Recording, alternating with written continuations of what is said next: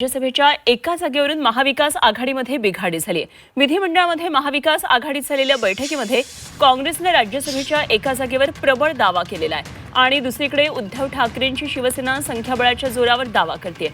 अशामध्ये राष्ट्रवादी काँग्रेस शरद पवार गटाच्या प्रमुख नेत्यांनी शरद पवारांना राज्यसभेवर बिनविरोध निवडून द्यावं अशी आग्रही भूमिका व्यक्त केली आहे। आणि या संदर्भात जयंत पाटील, शशिकांत शिंदे आणि जितेंद्र आव्हाड यांनी शरद पवारांची भेट घेऊन भूमिका मांडली।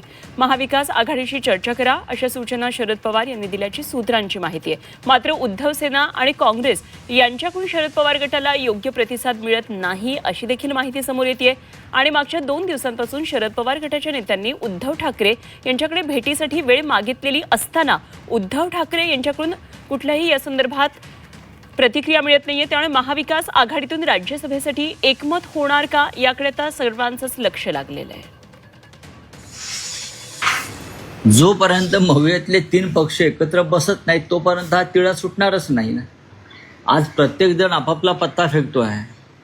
कोण 10 आमदारांच्या जोरावर, कोणी 16 आमदारांच्या जोरावर, कोणी 20 आमदारांच्या जोरावर।